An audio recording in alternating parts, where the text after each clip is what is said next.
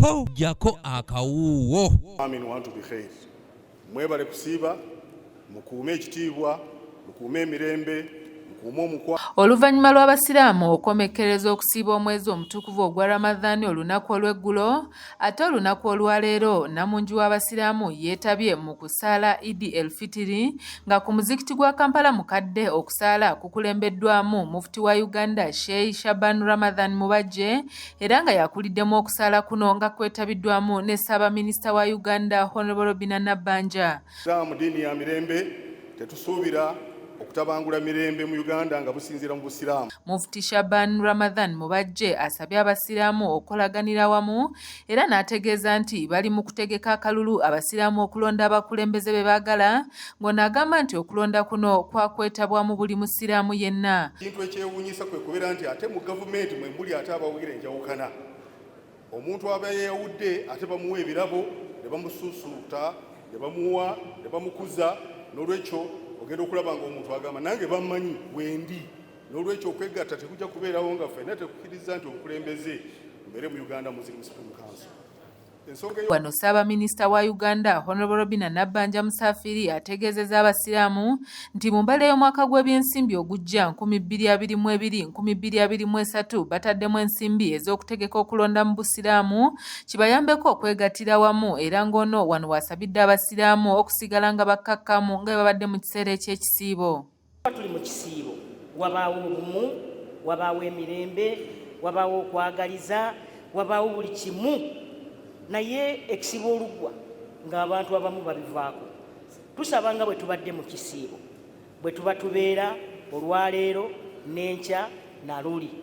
Kituyamba okubeera nga tuyambagana, tulemenga kuyamba mu kisiibo wokka. Ssaabaminisita ayanukudde ne ku nsonga y'ebbeeyi y'ebintu eyeekanamye ensangi zino ng'ategeezezza nti okulinnya kw'ebbeeyi y'ebintu ebikozesebwa kivudde ku nsonga y'okujja kw'ekirwadde ki COVID-19.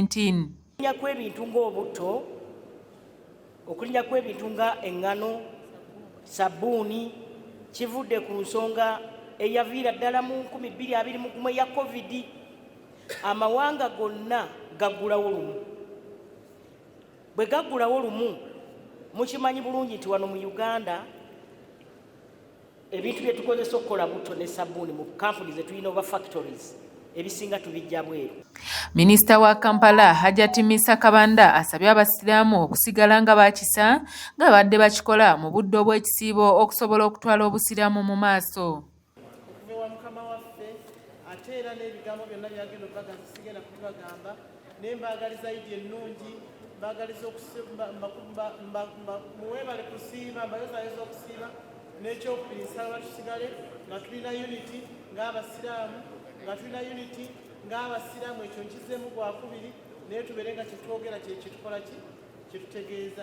Asumani Mwanje nga ye ssentebe wa United Tailors and Fashion Designers Association nga yeetabye mu kusala kuno ategeezezza nti bo ng'abagobera mu by'engoye bakasitoma babadde batono ddala ku Idi eno ng'ekino kitadde ku mbeera y'ebyenfuna wabula ng'asinzidde wano n'asaba abasiraamu abalinamu obusobozi okuwaayo okusobola okuyambako ku bannaabwe abali mu bwetaavu. Nga ziri waggulu abantu beeraliikirivu nnyo tebasobodde kutugulako bintu mu bungi nga bwe bali badde babigula oba oliawo olw'embeera gye balimu ey'obuyinike oba oliawo n'obwavu obwaleetebwa ekirwadde ekya pandemic oba ekya COVID-19 ekyatusiba mu mbeera oba oliawo ey'ebbula ly'ebyenfuna n'ebyenfuna okudda emabega okutwaliza awamu. Essola ya Idi y'omwaka guno ye yeesoose bukyanga eggwanga liva ku muggalo ogwali gwaleetebwa ekirwadde ki COVID-19.